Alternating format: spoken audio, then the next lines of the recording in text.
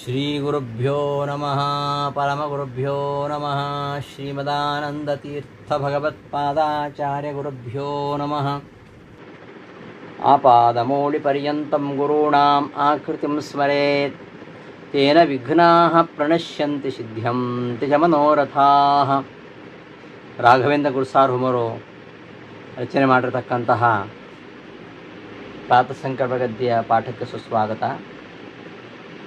ಆರಂಭದ ಗದ್ಯದಲ್ಲಿ ಮುಖ್ಯ ಪ್ರಾಣದೇವರು ಪ್ರಣವೋಪಾಸಕರಾಗಿದ್ದಾರೆ ಎಂಬ ವಿಚಾರ ಬಂದಾಗ ಆ ಪ್ರಣವ ಓಂಕಾರದ ನಾನಾ ಮುಖಗಳನ್ನು ನಾವು ಹಿಂದಿನ ಪಾಠಗಳಲ್ಲಿ ನೋಡ್ತಾ ಬಂದಿದ್ದೇವೆ. ಅಖಂಡ ಓಂಕಾರ ಅದು ಯಾವ ರೀತಿಯಲ್ಲಿ ಪರಮಾತ್ಮನನ್ನು ಹೇಳ್ತದೆ ಎಂಬುದನ್ನು 60 ಪ್ರಕಾರಗಳಿಂದ ತೋರಿಸ್ಕೊಟ್ಟಿದ್ದಾರೆ. ಈ ಓಂಕಾರ ಅಖಂಡ ಶಬ್ದವಾಗಿ ಆ ಥರ ಅರ್ಥ ಹೇಳಿದರೆ, ಇನ್ನು ಅ ಉ ಮ ಅಂತ ಬಿಡಿಸಿಟ್ಕೊಳ್ಳೋಣ. ವರ್ಣತ್ರಯೋಪಿತವಾಗಿ ಅ ಉ ಮ ಅಂತ ವರ್ಣತ್ರಯೋಪಿತವಾಗಿ ನಾವು ಇಟ್ಕೊಂಡಾಗ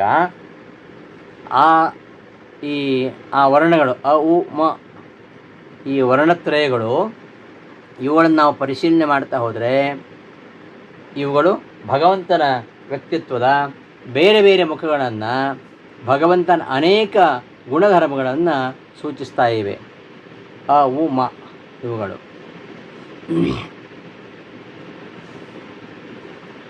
ಇಲ್ಲಿ ಅ ಅಂದರೆ ಅಕಾರಕ್ಕೆ ಭೇದ ಅಂತ ಅರ್ಥ, ಭಿನ್ನ ಅಂತ ಅರ್ಥ. ಭೇದ ಎಂಬ ಅರ್ಥ ಇಟ್ಕೊಂಡಾಗ ಪರಮಾತ್ಮ ಎಲ್ಲರಿಗಿಂತ ವಿಲಕ್ಷಣನಾಗಿದ್ದಾನೆ ಅಂತ ಅದರ ಅರ್ಥ. ಅಕಾರಕ್ಕೆ ಅರ್ಥ ಪರಮಾತ್ಮ ಎಲ್ಲರಿಗಿಂತಲೂ ವಿಲಕ್ಷಣನಾಗಿದ್ದಾನೆ. ಅಕಾರ ಪರಮಾತ್ಮನನ್ನು ಹೇಳ್ತಾ ಇದೆ. ಅಹ ಇತಿ ಬ್ರಹ್ಮ ತತ್ರಾಗತಮಹಮಿತಿ ಅಂತ ಉಪನಿಷತ್ತಲ್ಲಿ ಬರ್ತದೆ. ಅಕಾರ ಅಂದರೆ ಬ್ರಹ್ಮ, ಅವನು ಸರ್ವ ವಿಲಕ್ಷಣನಾಗಿದ್ದಾನೆ ಅಂತ ಅವನನ್ನು ಉಪಾಸನೆ ಮಾಡಬೇಕು. ಓಂಕಾರ ಉಪಾಸನೆ ಮಾಡುವವರು ಅಕಾರ ಅಕ್ಷರದಿಂದ ಅ ಅನ್ನೋದು ಅದು ನಿಷೇಧಾರ್ಥಕ ಶಬ್ದ ಹೌದು. ಇಲ್ಲ ಅಂತ ಹೇಳ್ತೀವಿ ನಾವು. ಇಲ್ಲ ಎಂಬ ಅರ್ಥದಲ್ಲಿಯೂ ಅ ಅಂತ ಬರುತ್ತೆ. ಭಿನ್ನನಾಗಿದ್ದಾನೆ ಎಂಬ ಅರ್ಥದಲ್ಲಿಯೂ ಅ ಅಂತ ಬರುತ್ತೆ ಅಲ್ವಾ. ಈ ಭಿನ್ನನಾಗಿದ್ದಾನೆ ಅಂತ ಪರಮಾತ್ಮನಿಗೂ ಉಳಿದೆಲ್ಲರಿಗೂ ಭೇದವನ್ನು ನಾವು ವಿವಕ್ಷೆ ಇಟ್ಕೊಂಡಾಗ ಪರಮಾತ್ಮ ಎಲ್ಲರಿಗಿಂತಲೂ ವಿಲಕ್ಷಣನಾಗಿದ್ದಾನೆ, ಹಾಗೆ ಉಪಾಸನೆ ಮಾಡಬೇಕು ಅಂತ ಅರ್ಥ ಅಕಾರದಿಂದ. ಇನ್ನು ಉಕಾರದಿಂದ ಅವನು ತುಂಬ ಉನ್ನತನಾಗಿದ್ದಾನೆ, ಉತ್ಕೃಷ್ಟನಾಗಿದ್ದಾನೆ, ಸರ್ವೋತ್ತಮನಾಗಿದ್ದಾನೆ ಅಂತ ಉಪಾಸನೆ ಮಾಡಬೇಕು ಅಂತ. ಮಕಾರ ಅಂದರೆ ಮೇಯ, ತಿಳಿಯಲು ಯೋಗ್ಯನಾಗಿದ್ದಾನೆ ಅಂತ ಉಪಾಸನೆ ಮಾಡಬೇಕು ಅಂತ ಈ ಉಮಗಳು ತಿಳಿಸ್ಕೊಡ್ತವೆ ಅಂತ. ಅ ಎಂಬುದು ಬ್ರಹ್ಮನನ್ನೇ ಹೇಳ್ತಾ ಇದೆ, ಪರಮಾತ್ಮನ ಹೇಳ್ತಾ ಇದೆ. ಅಹ ಇತಿ ಬ್ರಹ್ಮ ತತ್ರಾಗತ ಮಹಮಿತಿ. ಅಕಾರದಿಂದ ನಮಗೆ ಗೊತ್ತಾಗುವಂಥದ್ದು ಒಂದು ಅರ್ಥ ಇದು. ಈ ಅಪೂರ್ಣವಾದ ಪ್ರಪಂಚಕ್ಕಿಂತ ಭಿನ್ನನಾಗಿದ್ದಾನೆ ಪರಮಾತ್ಮ, ಮತ್ತು ದೋಷರಹಿತನಾಗಿದ್ದಾನೆ, ಸಕಲ ದೋಷ ವಿರುದ್ಧನಾಗಿದ್ದಾನೆ, ಗುಣಪೂರ್ಣನಾಗಿದ್ದಾನೆ, ಪೂರ್ಣನಾಗಿದ್ದಾನೆ ಅಂತ ಅಕಾರ ಶಬ್ದದಿಂದ ಅರ್ಥ ಬರ್ತದೆ. ಪೂರ್ಣನು, ಅಪೂರ್ಣವಾಗಿರ್ತಕ್ಕಂತಹ ಪ್ರಪಂಚಕ್ಕೆ ಭಿನ್ನನು, ಪೂರ್ಣತ್ವ ವಿರೋಧಿಯು, ದೋಷರಹಿತನು, ಸಕಲ ದೋಷ ವಿರುದ್ಧ ಗುಣಪೂರ್ಣನು ಆಗಿರತಕ್ಕಂಥವನು ನಾನೇ ಅಂತ ಮಹಿದಾಸ ಹೇಳ್ತಾನೆ ಐತರೋಪನಿಷತ್ನಲ್ಲಿ. ನಾನೇ ಅಕಾರ ಶಬ್ದವಾಚ್ಯನಾಗಿದ್ದೇನೆ.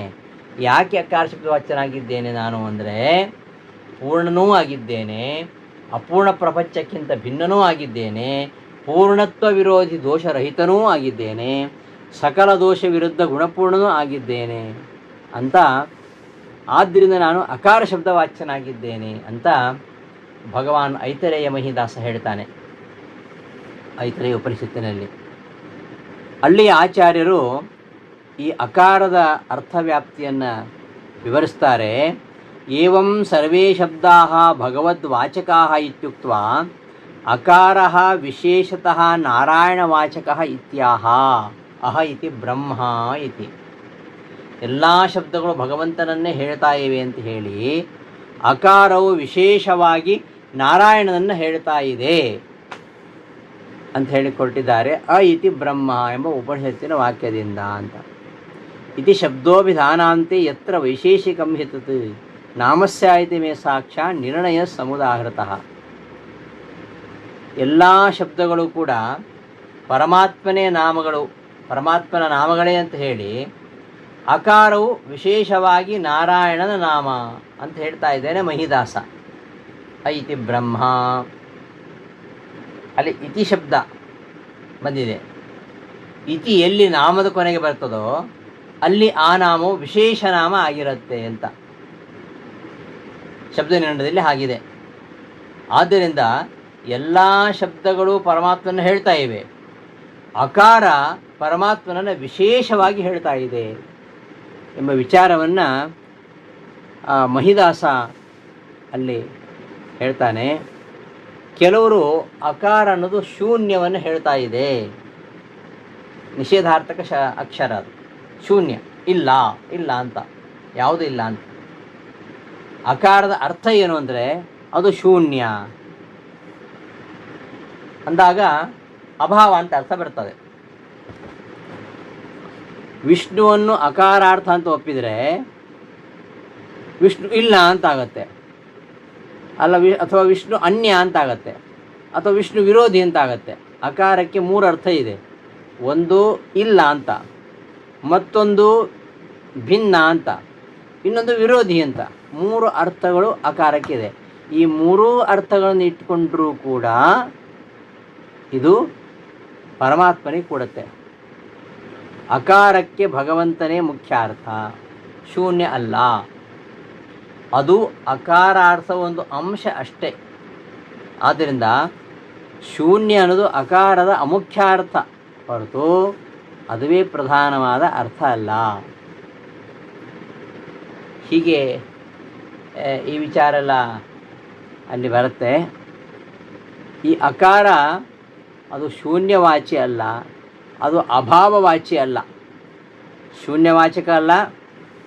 ಅಕಾರಕ್ಕೆ 3 ಪ್ರವೃತ್ತಿ ನಿಮಿತ್ತ ಇದೆ.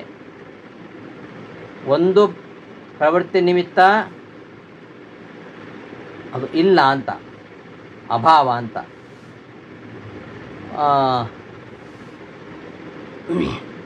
ಅದರಲ್ಲಿ ಇಲ್ಲ ಅಂತ, ಕೇವಲ ಅಭಾವ ರೂಪ ಅಂತ. ಇನ್ನೊಂದು ಅನ್ಯತ್ವ. ಅನ್ಯತ್ವ ಅಂದರೆ ಇದು ಅದಲ್ಲ, ವಿಲಕ್ಷಣ ಅಂತ ಹೇಳುವಂಥದ್ದು. ಇನ್ನೊಂದು ವಿರುದ್ಧತ್ವ. ಹೀಗೆ ಅಭಾವ, ಅನ್ಯತ್ವ ಮತ್ತು ವಿರುದ್ಧತ್ವ 3 ಅಕಾರದ ಪ್ರವೃತ್ತಿ ನಿಮಿತ್ತ ಹೊರತು ಶೂನ್ಯ ಅಲ್ಲ ಎಂಬುದನ್ನು ಬಹಳ ದೀರ್ಘವಾಗಿ ಅಲ್ಲಿ ವಿಚಾರ ಮಾಡಿದ್ದಾರೆ. ಹೀಗೆ ಈ ಅ ಉ ಮಗಳ ಒಂದು ಚಿಂತನೆ ನಾವು ಮಾಡ್ತಾ ಹೋದರೆ ಎಷ್ಟು ವಿಷಯಗಳು ಕೂಡ ಇದರಲ್ಲಿ ಇರ್ತದೆ. ಈ ಓಂಕಾರದಲ್ಲಿ ಅಷ್ಟವರ್ಣಗಳಿವೆ. ನಾನು ಹಿಂದೆ ಹೇಳಿದೆ, ಓಂಕಾರದಲ್ಲಿ ಅಷ್ಟು ವರ್ಣಗಳಿವೆ. ಒಂದು ಅಖಂಡ ಶಬ್ದವಾಗಿ, ಮತ್ತೊಂದು ಅ ಉ ಮ ಅಂತ 3 ಅಕ್ಷರಗಳನ್ನು ಇಟ್ಟುಕೊಂಡು ಓಂಕಾರದ ಅರ್ಥವನ್ನು ವಿಶ್ಲೇಷಣೆ ಮಾಡಲಿಕ್ಕಾಗತ್ತೆ. ಇನ್ನು ಓಂಕಾರವು ಅಷ್ಟವರ್ಣಗಳಿಂದ ಕೂಡಿದೆ. ಯಾವುದು ಅಷ್ಟವರ್ಣ? ಅ ಉ ಮ, ನಾದ, ಬಿಂದು, ಕಲಾ, ಶಾಂತ, ಅತಿಶಾಂತ. ಹೀಗೆ 8 ಅಕ್ಷರಗಳಿಂದ ಪ್ರತಿಪಾದ್ಯವಾಗಿರತಕ್ಕಂತಹ ಭಗವಂತನ ರೂಪಗಳನ್ನು ಮಧ್ವಾಚಾರ್ಯರು ಹೇಳ್ತಾ ಬರ್ತಾರೆ. ಇಲ್ಲಿ ಅಂತಹ ಒಂದು ವಿಶಿಷ್ಟವಾಗಿರತಕ್ಕಂತಹ ವಿಶ್ಲೇಷಣೆ ಅಲ್ಲಿ ಇದೆ. ಇಲ್ಲಿ ಮೇಲ್ನೋಟಕ್ಕೆ 3 ವರ್ಣ ಅಂತ ಕಾಣುತ್ತೆ ನಮಗೆ, ಅ ಉ ಮ ಅಂತ. ಇನ್ನೂ 5 ವರ್ಣಗಳು ಇವೆ ಇದರಲ್ಲಿ. ಸೋಯಂ ಅಷ್ಟಾಕ್ಷರೋ ಮತಃ. ಹೀಗೆ ಪ್ರಣವ 8 ವರ್ಣಗಳನ್ನು ಒಳಗೊಂಡಿದೆ ಅಂತ ಶ್ರೀಮದಾಚಾರ್ಯರು ಭಾಷೆಯಲ್ಲಿ ಪ್ರತಿಪಾದನೆ ಮಾಡಿದ್ದಾರೆ. ಓಂಕಾರದಲ್ಲಿ ಅಕಾರ, ಉಕಾರ, ಮಕಾರ, ನಾದ, ಬಿಂದು, ಕಲಾ, ಶಾಂತ, ಅತಿಶಾಂತ. ಹೀಗೆ 3 ಜೊತೆಗೆ ಮತ್ತು 5 ವರ್ಣಗಳು ಸೇರಿಕೊಂಡಿವೆ ಅಂತ. ಈ ಓಂಕಾರದ 8 ಅಕ್ಷರಗಳಿಂದ ಪ್ರತಿಪಾದ್ಯಗಳಾಗಿರ್ತಕ್ಕಂತಹ ಭಗವಂತನ ರೂಪಗಳು ಅದು ಎಷ್ಟು? 3 ಪ್ರಕಾರಗಳ ರೂಪಗಳು. 8 ಪ್ರಕಾರಗಳಿವೆ, 8 ಇವೆ. ಅದನ್ನು 3 ಪ್ರಕಾರಗಳಲ್ಲಿ ಹೇಳ್ತಾರೆ ಅವರು. ಯಾವುದು 8 ಅಂದರೆ ವಿಶ್ವ, ತೈಜಸ, ಪ್ರಾಜ್ಞ, ತುರೀಯ, ಆತ್ಮ, ಅಂತರಾತ್ಮ, ಪರಮಾತ್ಮ, ಜ್ಞಾನಾತ್ಮ. ಹೀಗೆ ಈ 8 ಅಕ್ಷರಗಳಿಂದ 8 ಭಗವಂತನ ರೂಪಗಳು ಪ್ರತಿಪಾದ್ಯವಾಗಿರತಕ್ಕಂತಹ ರೂಪಗಳು. ಇದೆಲ್ಲ ತಂತ್ರಸಾರ ಸಂಗ್ರಹದಲ್ಲಿ ಈ ವಿಚಾರ ಬರ್ತದೆ. ಓಂಕಾರಕ್ಕೆ ಇರತಕ್ಕಂತಹ 8 ವರ್ಣಗಳು, ಆ 8 ವರ್ಣ ಪ್ರತಿಪಾದ್ಯಗಳಾಗಿರ್ತಕ್ಕಂತಹ ಈ 8 ರೂಪಗಳು ವಿಶ್ವ, ತೈಜಸ, ಪ್ರಾಜ್ಞ, ತುರೀಯ, ಆತ್ಮ, ಅಂತರಾತ್ಮ, ಪರಮಾತ್ಮ, ಜ್ಞಾನಾತ್ಮ ಅಂತ 8 ಭಗವಂತನ ರೂಪಗಳು. ಈ ಓಂಕಾರವನ್ನು ಯತಿಗಳು ವಿಶೇಷವಾಗಿ ಅವರು ಜಪಿಸ್ತಾರೆ. ಯತಿಗಳ ಉಪಾಸನೆಗಾಗಿ ಇರುವಂಥದ್ದು. ಅಲ್ಲಿ ಅವರು ಉಪಾಸನೆ ಮಾಡುವಂಥದ್ದು. ಯತಿ ಪ್ರಣವಕಲ್ಪದಲ್ಲಿ ಆಚಾರ್ಯ ಹೇಳಿದ ಪ್ರಕಾರ ಇಲ್ಲಿ ರಾಮ, ಕೃಷ್ಣ, ರಾಮ, ನರಸಿಂಹ, ವರಾಹ, ವಿಷ್ಣು, ಪರಂಜ್ಯೋತಿ, ಪರಂಬ್ರಹ್ಮ, ವಾಸುದೇವ. 8 ಆಯ್ತಲ್ಲ. ರಾಮ, ಕೃಷ್ಣ, ರಾಮ, ನರಸಿಂಹ, ವರಾಹ, ವಿಷ್ಣು, ಪರಂಜ್ಯೋತಿ, ಪರಬ್ರಹ್ಮ, ವಾಸುದೇವ ಅಂತ ಹೀಗೆ 8 ಅಕ್ಷರಗಳಿಂದ 8 ಈ ರೂಪಗಳು ಪ್ರತಿಪಾದಿಸಲ್ಪಡ್ತವೆ ಅಂತ ಯತಿ ಪ್ರಣವಕಲ್ಪದಲ್ಲಿ ಬರ್ತದೆ. ಹಾಗೆಯೇ ಈ 8 ವರ್ಣಗಳಿಂದ ಋಷಿಕೇಶ, ಶ್ರೀಧರ, ವಾಮನ, ತ್ರಿವಿಕ್ರಮ, ಮಧುಸೂದನ, ವಿಷ್ಣು, ಗೋವಿಂದ, ಮಾಧವ ಹೀಗೆ ಈ ಕ್ರಮದಲ್ಲಿ ಓಂಕಾರದ ಅಕ್ಷರಗಳಿಂದ ಭಗವಂತ ರೂಪಗಳನ್ನು ಉಪಾಸನೆ ಮಾಡಲಿಕ್ಕೆ ಸಾಧ್ಯ ಇದೆ. ಇಂತಹ ಉಪಾಸನೆ ನಮ್ಮಿಂದ ಮಾಡಲಿಕ್ಕೆ ಸಾಧ್ಯ ಇಲ್ಲ. ಆದ್ದರಿಂದಲೇ ಮುಖ್ಯ ಪ್ರಾಣದೇವರೇ ಓಂಕಾರವನ್ನು ಜಪಿಸುವುದರಲ್ಲಿ ಅವರೊಬ್ಬರೇ ಮುಖ್ಯ ಅಧಿಕಾರಿಗಳು ಅಂತ ಹೇಳಿರುವಂಥದ್ದು. ಹೀಗೆ ಓಂಕಾರದಲ್ಲಿ 8 ವರ್ಣಗಳು ಘಟಕವಾಗಿವೆ. ಈ 8 ವರ್ಣಗಳಿಂದ 50 ವರ್ಣಗಳು ಅಭಿವ್ಯಕ್ತವಾಗ್ತವೆ. 8 ವರ್ಣಗಳಿಂದ 50 ವರ್ಣಗಳು. 50 ಅಂತ ಇರ್ಬೋದು, 51 ಅಂತ ಇಟ್ಕೋಬೋದು. ಮಾತೃಕಾನ್ಯಾಸದಲ್ಲಿ 51 ಇದೆ. ನಾವು ಹೇಳ್ತೀವಲ್ಲ, ಅಜಾಯ ನಮಃ, ಆನಂದಾಯ ನಮಃ, ಈಶಾಯ ನಮಃ. ಇದರಲ್ಲಿ ಹೇಳ್ತಕ್ಕಂತಹ 51 ರೂಪಗಳು, 51 ಅಕ್ಷರಗಳು, 51 ಅಕ್ಷರಗಳಿಂದ ಪ್ರತಿಪಾದ್ಯವಾಗಿರತಕ್ಕಂತಹ 51 ರೂಪಗಳು. ಅದನ್ನೇ ಒಂದು 2 ದಿವಸ ಹೇಳ್ಬೋದು, ಅಷ್ಟು ವಿಷಯ ಇದೆ ಇದರಲ್ಲಿ. ಆ 50 ಅಕ್ಷರಗಳು ಸೇರಿಕೊಂಡಿರ್ತಕ್ಕಂತಹ ಭಗವಂತನ ರೂಪಗಳು. ಆ 50 ಅಕ್ಷರಗಳಿವೆಯಲ್ಲ, ಆ 50 ಅಕ್ಷರಗಳು ಈ 8 ಅಕ್ಷರಗಳಿಂದ ಹುಟ್ಟಿರ್ತಕ್ಕಂಥ ಅಕ್ಷರಗಳು. ಯಾವುದ್ಯಾವುದು? ಅಕಾರ, ಉಕಾರ, ಮಕಾರ, ನಾದ, ಬಿಂದು, ಕಲಾ ಇವುಗಳಿಂದ 5 ವರ್ಗಗಳ ಅಕ್ಷರಗಳು. 5 ವರ್ಗ ಉಂಟಲ್ಲ ಅಕ್ಷರಗಳಲ್ಲಿ, 5 ವರ್ಗಗಳ ಅಕ್ಷರಗಳು ಈ 5ರಿಂದ ಅಕಾರ, ಉಕಾರ, ಮಕಾರ, ಬಿಂದು, ಅಕಾರ ಇಲ್ಲ, ಉಕಾರ, ಮಕಾರ, ನಾದ, ಬಿಂದು, ಕಲಾ ಈ 5 ವರ್ಣಗಳಿಂದ 5 ವರ್ಗಗಳ ಅಕ್ಷರಗಳು. ಕ, ಕ, ಗ, ಗ, ಂಗ ಅದೆಲ್ಲ ಉಂಟಲ್ಲ, ಆ 5 ಅಕ್ಷರಗಳು.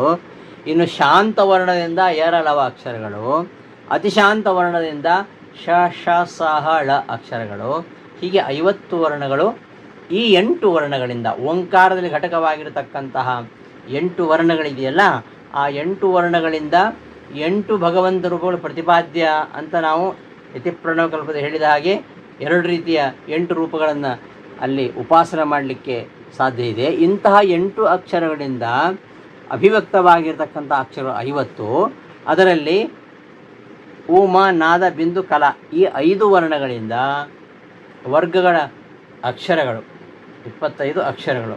ಶಾಂತವರ್ಣದಿಂದ ಎರಲವಗಳು, ಅತಿಶಾಂತದಿಂದ ಶಶಸಹ ಇಷ್ಟು ಅಕ್ಷರಗಳು. ಮತ್ತು ಅಕಾರದಿಂದ ಸ್ವರವರ್ಣಗಳಿದೆಯಲ್ಲ ಅವೆಲ್ಲ ಅಕಾರದಿಂದ. ಉಕಾರ, ಮಕಾರ, ನಾದ, ಬಿಂದು, ಕಲಾದಿಂದ 5 ವರ್ಗಗಳ ಅಕ್ಷರಗಳು. ಶಾಂತವರ್ಣದಿಂದ ಎರಲವ, ಅತಿಶಾಂತ ವರ್ಣದಿಂದ ಶಶ, ಸಹಳ ಹೀಗೆ 50 ವರ್ಣಗಳು ಪ್ರಕಟವಾಗಿವೆ. ಯಾವುದೇ ಭಾಷೆ ಇಟ್ಕೊಳ್ಳಿ, ಯಾವುದೇ ಭಾಷೆ, ಯಾವುದೇ ಶಬ್ದ ಈ 50 ಅಕ್ಷರಗಳಲ್ಲಿ ಸೇರಿಕೊಂಡಿರತಕ್ಕಂಥ ಅಕ್ಷರಗಳಿಂದಲೇ ನಿರ್ಮಾಣವಾಗುವಂಥದ್ದು. ಆದ್ದರಿಂದ ಸಕಲ ಶಬ್ದಗಳು ಅವುಗಳನ್ನು ಒಳಗೊಂಡಂತಹ ಸಮಗ್ರ ವಾಂಗ್ಮಯ ಇದು ಓಂಕಾರದ ಅಭಿವ್ಯಕ್ತಿ. ಓಂಕಾರೇಣೈವ ಸರ್ವವಾಕ್ ಸಂತರಣ್ಣ ಅಂತ ನಾನು ಹಿಂದೆ ಹೇಳಿದೆ. ಅದರ ಅಭಿಪ್ರಾಯ ಎಷ್ಟು? ಈ ಓಂಕಾರದಿಂದಲೇ ಎಲ್ಲ ವರ್ಣಗಳು ಹುಟ್ಟಿರುವಂಥದ್ದು. ಆದ್ದರಿಂದ ಯಾವ ಭಾಷೆ ಯಾವುದು ಬೇಕಾದರೆ ಇರಲಿ, ಎಲ್ಲ ಭಾಷೆಯಲ್ಲೂ ಅಕಾರ ಇದೆ, ಎಲ್ಲ ಭಾಷೆಯಲ್ಲೂ ಕಕಾರ ಇದೆ. ಈ ಎಲ್ಲ ಅಕ್ಷರಗಳು ಯಾವುದೇ ಭಾಷೆಯಾಗಿರಲಿ ಎಲ್ಲ ಭಾಷೆಯ ಈ ವರ್ಣಗಳು 50 ಅಕ್ಷರಗಳು, ಇವುಗಳು ಓಂಕಾರದ ಈ 8 ಅಕ್ಷರಗಳಿಂದಲೇ ಅಭಿವ್ಯಕ್ತವಾಗ್ತಕ್ಕಂಥವುಗಳು. ಆದ್ದರಿಂದ ಓಂಕಾರೇಣೈವ ಸರ್ವವಾಕ್, ಓಂಕಾರಗಳಿಂದಲೇ ಎಲ್ಲ ಭಾಷೆಗಳು ಹುಟ್ಟಿರುವಂಥದ್ದು ಅಂತ ಹೇಳುವಂಥದ್ದು. ಅದರಿಂದ ಸಕಲ ವಾಂಗ್ಮಯ ಅದು ಓಂಕಾರದಿಂದ ಅಭಿವ್ಯಕ್ತವಾಗಿದೆ. ಮತ್ತು ಓಂಕಾರದ ವ್ಯಾಖ್ಯಾನ ರೂಪವಾಗಿದೆ. ಈ 50 ಅಕ್ಷರಗಳು ಓಂಕಾರದ ವ್ಯಾಖ್ಯಾನ ರೂಪ. ಓಂಕಾರ ಹೇಳ್ತಕ್ಕಂತಹ ಅರ್ಥವಿಸ್ತಾರ, ಅಂತಹ ಅರ್ಥವಿಸ್ತಾರದ ಯಾವುದೋ ಒಂದು ಏಕದೇಶವನ್ನು ಮಾತ್ರ ಒಂದು ಸಾಹಿತ್ಯ ತಿಳಿಸ್ತಾ ಇದೆ. ಅದರಿಂದ ಯಾವುದೇ ವಿದ್ಯೆ ಆರಂಭದಲ್ಲಿ ನಾವು ಹರಿ ಓಂ ಅಂತ ಪ್ರತಿಜ್ಞೆ ಮಾಡ್ತೇವೆ. ಎಲ್ಲ ಭಾಷೆಗಳಿಗೂ ಎಲ್ಲ ಅಕ್ಷರಗಳಿಗೂ ಇದು ಮೂಲ. ಆದ್ದರಿಂದ ಯಾವುದೇ ಅಕ್ಷರವನ್ನು ಉಚ್ಚರಿಸುವಾಗ, ಯಾವುದೇ ಮಂತ್ರವನ್ನು ಹೇಳುವಾಗ, ಯಾವುದೇ ಭಾಷೆ ಸಾಹಿತ್ಯವನ್ನು ಅಧ್ಯಯನ ಮಾಡುವಾಗ ಆರಂಭದಲ್ಲಿ ಹರಿ ಓಂ ಅಂತ ಪ್ರತಿಜ್ಞೆ ಮಾಡ್ತೇವೆ. ಯಾಕೆಂದರೆ ಹರಿಯು ಓಂಕಾರ ವಾಚ್ಯನಾಗಿದ್ದಾನೆ. ಅಂತಹ ಓಂಕಾರದ ವ್ಯಾಖ್ಯಾನ ರೂಪದಲ್ಲಿರತಕ್ಕಂತಹ ಇತರ ವಿದ್ಯೆಗಳಿಂದ ಪ್ರತಿಪಾದ್ಯನು ಅವನೇ ಆಗಿದ್ದಾನೆ. ಇಂತಹ ಓಂಕಾರದ 8 ಅಕ್ಷರಗಳು ಅ, ಉ, ಮ, ನಾದ, ಬಿಂದು, ಘೋಷ, ಶಾಂತ, ಅತಿಶಾಂತ, ಈ 8 ಅಕ್ಷರಗಳಂತಹ ಓಂಕಾರ. ಈ 8 ಅಕ್ಷರಗಳು ಕ್ರಮವಾಗಿ ವಿಶ್ವ, ತೈಜಸ, ತುರೀಯ, ಆತ್ಮ, ಅಂತರಾತ್ಮ, ಪರಮಾತ್ಮ, ಜ್ಞಾನಾತ್ಮ, ಈ 8 ರೂಪಗಳನ್ನು ಪ್ರತಿಪಾದಿಸ್ತಾ ಇವೆ. ಈ 8 ರೂಪಗಳಿಂದ ಶ್ರೀಹರಿಯ 50 ರೂಪ ಪ್ರಕಟವಾಗ್ತವೆ. ಈ 50 ಅಕ್ಷರಗಳು ಆ 50 ರೂಪಗಳನ್ನು ಪ್ರತಿಪಾದಿಸ್ತವೆ. ಕಕಾರ ನರಸಿಂಹ ರೂಪವನ್ನು ಪ್ರತಿಪಾದಿಸ್ತದೆ. ಓಂಕಾರತಕ್ಕಂತಹ 8 ಅಕ್ಷರಗಳಿಂದ ಪ್ರಕಟವಾಗಿರತಕ್ಕಂಥ 50 ಭಗವದ್ ರೂಪಗಳು ಅದು ಯಾವ್ದ್ಯಾವುದು ಅಂದರೆ ಅದೇ ಅಜ, ಆನಂದ, ಇಂದ್ರ, ಈಶ, ಉಗ್ರ, ಊರ್ಜ, ಋತುಂಬರ, ಋಘ, ದೃಶ, ಲೃಜ, ಏಕಾತ್ಮ, ಐರ, ಓಜಭೃತ್, ಔರಸ, ಅಂತ, ಅರ್ಧಗರ್ಭ. ಇನ್ನು ಉಕಾರದಿಂದ ಕಪಿಲ, ಖಪತಿ, ಗರುಡಾಸನ, ಘರ್ಮ, ಘಸಾರ. ಮಕಾರದಿಂದ ಚಾರ್ವಂಗ, ಚಂದೋಗಮ್ಯ, ಜನಾರ್ದನ, ಝಾಟಿಗಾರಿ, ಮತ್ತು ನ್ಯಮ. ನಾದದಿಂದ ಟಂಕಿ, ಠಳಕ, ಡರಕ, ಢರಿ, ನಾತ್ಮ. ಬಿಂದುವಿನಿಂದ ತಾರ, ಥವ, ದಂಡಿ, ಧನ್ವಿ. ಆಮೇಲೆ ನವಘೋಷದಿಂದ ಪರ, ಫಲಿ, ಬಲಿ, ಭಗ, ಮನು. ಶಾಂತದಿಂದ ಯಜ್ಞ, ರಾಮ, ಲಕ್ಷ್ಮೀಪತಿ, ವರ. ಅತಿಶಾಂತದಿಂದ ಶಾಂತ ಸಂಹಿತ, ಷಡ್ಗುಣ ಸಾರಾತ್ಮ, ಷಡ್ಗುಣ ಸಾರಾತ್ಮ, ಹಂಸ, ಲಾಳುಕ. ಹೀಗೆ ರೂಪಗಳು ಪ್ರಣವದ 8 ಅಕ್ಷರಗಳಿಂದ. ಆಮೇಲೆ ಓಂ ನಮೋ ನಾರಾಯಣ ಎಂಬ ನಾರಾಯಣ ಅಷ್ಟಾಕ್ಷರಗಳು ಅಭಿವ್ಯಕ್ತವಾಗ್ತವೆ.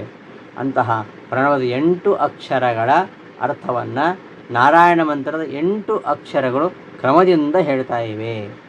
ಪ್ರಣವದ ಮೊದಲಿನ 4 ಅಕ್ಷರಗಳಿಂದ ಅಂದರೆ ಅ, ಉ, ಮ ನಾದಗಳೆಂಬ 4ರಿಂದ ಭೂಹು, ಭುವಃ, ಸ್ವಹ, ಭೂರ್ಭುವ, ಸ್ವಹ 4 ವ್ಯಾಹೃತಿಗಳು. ಅನಿರುದ್ಧ, ಪ್ರದ್ಯುಮ್ನ, ಸಂಕರ್ಷಣ, ವಾಸುದೇವ ಎಂಬ 4 ರೂಪಗಳು ಪ್ರತಿಪಾದಿಸಲ್ಪಡ್ತವೆ. ಈ 4 ರೂಪಗಳೇ ನಾವು ವಾಸುದೇವ, ಸಂಕರ್ಷಣ, ಪ್ರದ್ಯುಮ್ನ, ಅನಿರುದ್ಧ ಅಂತ ಹೇಳೋದು. ಇಂತಹ ನಾರಾಯಣ ಅಷ್ಟಾಕ್ಷರ ಮಂತ್ರದ 8 ಅಕ್ಷರಗಳಿಂದ ಭೂ ಸ್ವಹ ಎಂಬ ವ್ಯಾಹೃತಿಗಳಿಂದ ದ್ವಾದಶ ಅಕ್ಷರ ಮಂತ್ರದ 12 ಅಕ್ಷರ ಪ್ರಕಟವಾಗ್ತವೆ. ಈ 12 ಅಕ್ಷರಗಳು ಕ್ರಮದಿಂದ ಕೇಶವಾದಿ 12 ಭಗವದ್ ರೂಪಗಳನ್ನು ಪ್ರತಿಪಾದಿಸ್ತವೆ. ನಾರಾಯಣ ಮಂತ್ರದ 8 ಅಕ್ಷರಗಳು ಅವುಗಳು ಮತ್ತು 4 ವ್ಯಾಹೃತಿಗಳು. ಅವುಗಳಿಂದ ನಾರಾಯಣ ಮಂತ್ರದ 8 ಅಕ್ಷರಗಳು 4 ಬಾರಿ ಭೂರ್ಭುವ ಸ್ವಹ, ಓಂ ಭೂಹು ಭುವಃ ಸ್ವಹ, ಭೂರ್ಭುವ ಸ್ವಹ 4 ವ್ಯಾಹೃತಿಯಿಂದ 16 ವ್ಯಾಹೃತಿಗಳು. ಒಟ್ಟು 16 × 24 24 ಅಕ್ಷರಗಳಿಂದ 24 ಅಕ್ಷರಗಳುಳ್ಳಂತಹ ಗಾಯತ್ರಿ ಮಂತ್ರ ಅಭಿವ್ಯಕ್ತವಾಯಿತು. ಕೇಶವಾದಿ 12, ಸಂಕರ್ಷಣಾದಿ 12, ಹೀಗೆ 24 ಭಗವಂತರ ಮೂರ್ತಿಗಳು. ಇವೆಲ್ಲ ಓಂಕಾರದಿಂದಲೇ ಪ್ರತಿಪಾದ್ಯವಾಗಿವೆ. ಇಂತಹ ಓಂಕಾರದಿಂದ ಪುರುಷ ಸೂಕ್ತವು ಅಭಿವ್ಯಕ್ತವಾಗಿದೆ ಎಂಬ ವಿಚಾರವನ್ನು ಮುಂದೆ ಹೇಳ್ತಾರೆ. ಅದು ಹೇಗೆ ಎಂಬುದನ್ನು ನಾವು ಮುಂದಿನ ಪಾಠದಲ್ಲಿ ನೋಡೋಣ ಅಂತ ಹೇಳ್ತಾ ಈ ದಿನದ ಪಾಠವನ್ನು ಸಮಾಪ್ತಿಗೊಳಿಸ್ತೇನೆ. ಶ್ರೀಕೃಷ್ಣ ಅರ್ಪಣಮಸ್ತು. ಧನ್ಯವಾದಗಳು.